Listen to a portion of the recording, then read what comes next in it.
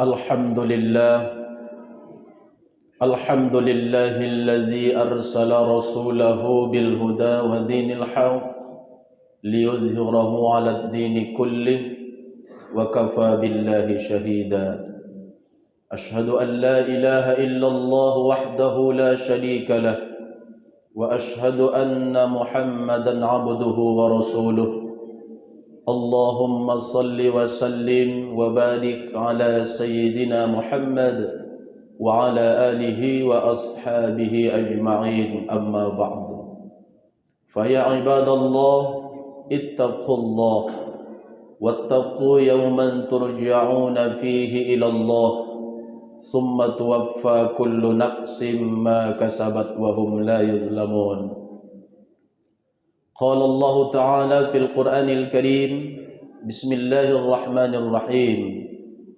Innamal mu'minuna alladzina idza dzukirallahu wajilat qulubuhum wa idza tuliyat 'alaihim ayatuhu zadatuhum imana wa 'ala rabbihim yatawakkalun. Shadaqallahul azim wa shadaqa rasuluhun nabiyul karim. Wa nahnu ala dzalika minasy syahidin wasyakirin walhamdulillahi rabbil alamin. Bapak-bapak, saudara-saudara, sidang jamaah Jumat yang dimuliakan Allah, kepada Allah kita ucapkan alhamdulillah, insyaallah nikmat terus bertambah. Kepada Nabi Muhammad kita ucapkan salawat, Allahumma salli ala sayyidina Muhammad wa ala ali sayyidina Muhammad. InsyaAllah kita akan mendapat syafaat pada hari kiamat. Marilah terus kita meningkatkan ketakwaan kita kepada Allah. Takwa dalam arti mengerjakan segala perintah-perintahnya dan menjauhi segala larangannya. Wa tazawwadu fa inna khairaz zadi taqwa. Dan berbekallah kamu, kata Allah, dan sebaik-baik bekal adalah takwa kepada Allah Subhanahu wa taala. Mudah-mudahan kita termasuk hamba-hamba Allah yang bertakwa. Bapak-bapak, saudara-saudara, sidang jamaah Jumat yang dimuliakan Allah Subhanahu wa taala. Kita adalah umat yang terakhir dan tidak ada lagi umat setelah kita. Nabi kita juga adalah nabi yang terakhir, yaitu Nabi Muhammad, dan tidak ada lagi nabi setelah Nabi Muhammad sallallahu alaihi wasallam. Kitab kita juga adalah kitab yang terakhir, yaitu Al-Qur'an, dan tidak ada lagi kitab setelah Al-Qur'an. Bapak-bapak dan saudara-saudara, nampaknya semuanya serba terakhir. Umatnya terakhir, nabinya pun terakhir, kitabnya pun terakhir. Berarti tak lama lagi dunia akan segera berakhir. Bapak-bapak dan saudara-saudara, kita sekarang sudah berada di akhir zaman. Sudah banyak tanda-tanda kiamat yang Allah serta Rasul beritahukan kepada kita. Salah satu di antara tanda-tanda akhir zaman, tanda-tanda kiamat itu adalah banyaknya manusia yang lebih suka kepada musik dibanding dengan Al-Quran. Dalam kehidupan kita sehari-hari, dalam rumah tangga kita sendiri, selama di dalam rumah kita, mana yang sering kita dengar? Musik atau Al-Quran? Jawabnya adalah musik. Kalau kita melakukan perjalanan, kendaraan pribadi ataupun umum, selama di dalam perjalanan tersebut, mana yang paling banyak kita dengar? Musik atau Al-Quran? Jawabnya adalah musik. Oleh karena itu Allah Subhanahu wa taala berfirman di dalam surah Yasin, "Wa ma 'allamnahu asy-syi'ra wa ma yanbaghi lah in huwa illa dzikru wa Qur'anun mubin." Dan tidak pernah diajarkan kepada Muhammad itu syair ataupun musik, akan tetapi yang dimasukkan ke dalam hatinya adalah Al-Quran yang nyata. Bapak-bapak, saudara-saudara, sidang jamaah Jumat yang dimuliakan Allah Subhanahu wa taala. Dan di akhir zaman ini godaan sangat dahsyat. Karena kan dahsyatnya godaan akhir zaman sehingga yang berstatus ustadz pun bisa luntur imannya di hadapan Allah.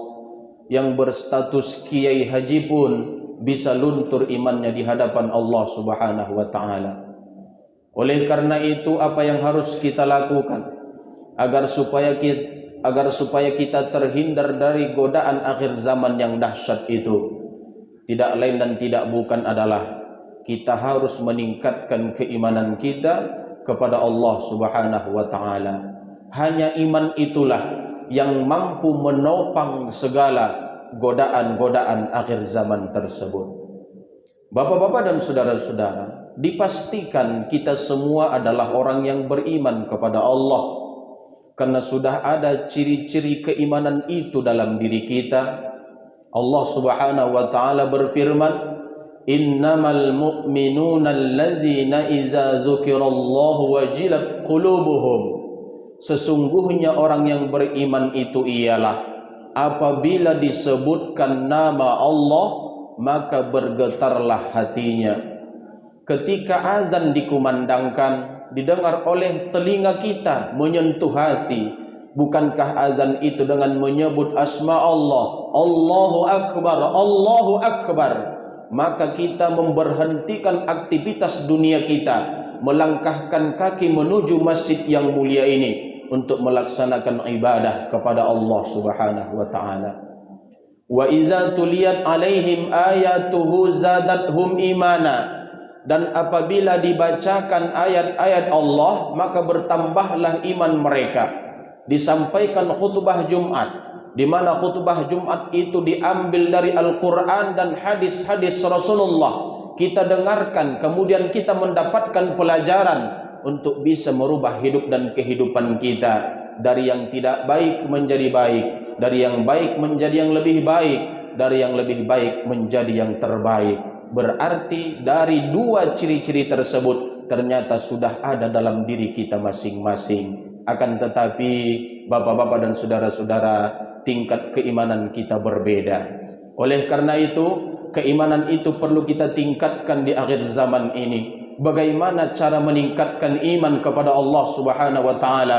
Kata Ibnu Qayyim, untuk meningkatkan iman kepada Allah, banyak-banyaklah kita menyimak ayat-ayat Al-Quran. Bapak-bapak dan saudara-saudara, bagaimana cara menyimak ayat-ayat Al-Quran itu? Yang pertama adalah bacalah Al-Quran dengan baik. Orang yang membaca Al-Quran sudah pasti akan mendapatkan nilai kebaikan dari Allah Subhanahu wa taala. Apa itu Al-Quran? Kita sering mengatakan kitabku adalah Al-Quran.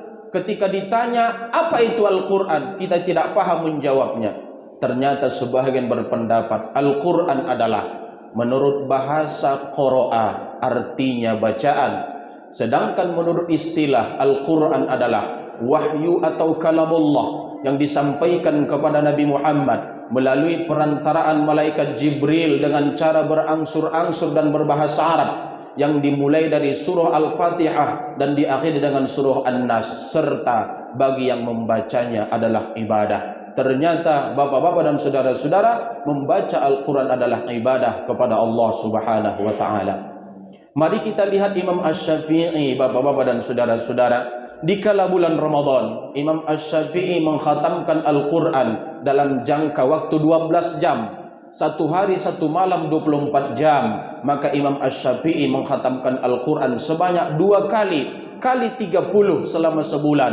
Maka Imam Asy-Syafi'i selama bulan Ramadan mengkhatamkan Al-Quran sebanyak 60 kali khatam. Subhanallah. Kenapa Imam Asy-Syafi'i bisa seperti itu? Karena Imam Asy-Syafi'i hafal Al-Quran dimanapun dia berada. Apakah di tempat pekerjaannya, apakah di kala perjalanan, ternyata ia bisa membaca Al-Quran. Bapak-bapak, saudara-saudara, sidang jamaah Jumat yang dimuliakan Allah Subhanahu wa taala.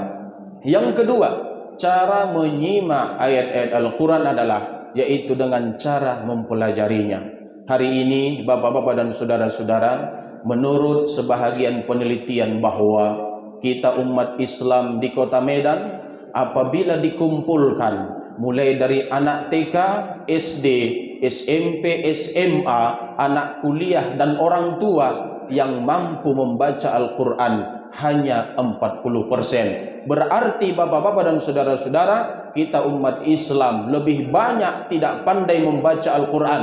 Kenapa lebih banyak tidak pandai membaca Al-Quran? Karena kita tidak mau belajar Al-Quran. Apa buktinya bapak-bapak dan saudara-saudara lebih banyak kita tidak pandai membaca Al-Quran? Lihatlah dalam kehidupan kita sehari-hari. Ketika sholat berjamaah, siapakah yang menjadi imam? Ternyata itu juga yang menjadi imam. Dikala kita berwirid Yasin, siapakah yang memimpin Yasin, memimpin takhtim, tahlil dan doa? Ternyata itu juga yang memimpin Yasin, takhtim, tahlil dan sebagainya. Bapak-bapak dan saudara-saudara, sidang jamaah Jumat yang dimuliakan Allah Subhanahu wa taala. Oleh karena itu, belajar untuk membaca Al-Quran itu tidak ada batas waktunya, karena sudah diberitahukan kepada kita, utlubul ilma minal mahdi ilal lahdi, tuntutlah ilmu dari buayan sampai ke liang lahat. Semenjak kita lahir sampai mati pun kita dituntut untuk belajar. Bayi yang begitu lahir dikumandangkan kalimat takbir syahadat serta syahadat kepada Rasulullah. Untuk apa? Agar supaya bayi itu dikala besar ia kenal syahadat kepada Allah dan syahadat kepada Rasul. Ia kenal Tuhannya yaitu Allah dan ia kenal nabinya yaitu Muhammad sallallahu alaihi wasallam. Sudah meninggal dunia pun ketika kita dimasukkan ke dalam tanah, kita sudah tidak sanggup lagi untuk belajar, itu pun masih diajari. Itulah namanya talqin di atas kuburan. Apa kira-kira makna talqin di atas kuburan? Artinya adalah, wahai Fulan bin Fulan, jikalau datang nanti dua tentara Allah yang bernama Munkar wa Nakir dan mereka bertanya, "Man rabbuka?" maka kau jawablah, "Allahu Rabbi." Dan jika mereka bertanya, "Man nabiyuka?" siapa nabimu? Maka jawablah, "Muhammad sallallahu alaihi wasallam." Padahal kita sudah mati, ternyata masih diajari. Harapannya adalah dikala malaikat itu bertanya, maka kita mampu untuk menjawabnya. Kalau kita mampu, maka selamatlah alam kubur kita. Bapak-bapak dan saudara-saudara, yang terakhir, cara menyimak ayat-ayat Al-Quran adalah yaitu dengan cara mengikuti pengajian atau mendengarkan ceramah agama. Sempatkanlah waktu bapak-bapak dan saudara-saudara. Jikalau ada pengajian, ringankan langkah untuk mengikutinya. Bukankah kata Rasulullah sallallahu alaihi wasallam, mendengarkan tausiah agama, mendengarkan ceramah agama lebih baik dibanding dengan solat sunnat 100 rakaat.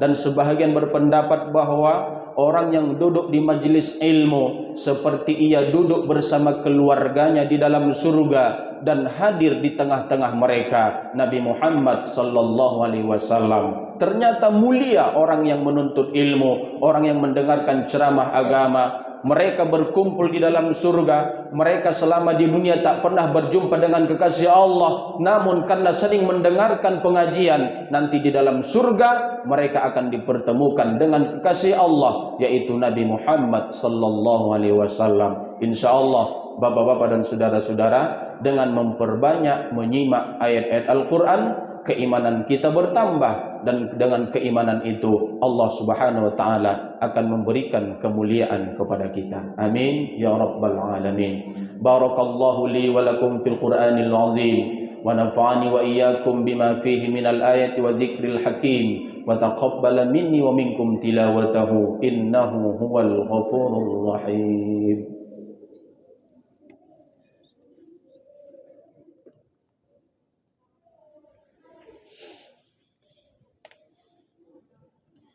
Alhamdulillahilladzi amarna bil ittihad wal iktisam bihablillahil matin.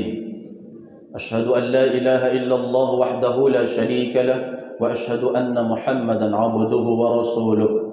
Allahumma salli wa sallim wa barik ala sayyidina Muhammad wa ala alihi wa ashabihi ajma'in, amma ba'du. Fa ya ibadallah, ittaqullaha haqqa tuqatih wa la tamutunna illa wa antum muslimun. Qala Allah Ta'ala fil Qur'anil Karim, Inna Allah malaikatahu yusalluna 'alan nabi يا أيها الذين آمنوا صلوا عليه وسلموا تسليما اللهم صل على سيدنا محمد وعلى آل سيدنا محمد كما صليت على إبراهيم وعلى آل إبراهيم وبارك على سيدنا محمد وعلى آل سيدنا محمد كما باركت على إبراهيم وعلى آل إبراهيم في العالمين إنك حميد مجيد وارض اللهم عن الخلفاء الراشدين سيدنا أبي بكر وعمر وعثمان وعلي وعلى بقية الصحابة وتابعين التابعين ومن تبعهم بإحسان إلى يوم الدين وعلينا معهم برحمتك يا أرحم الراحمين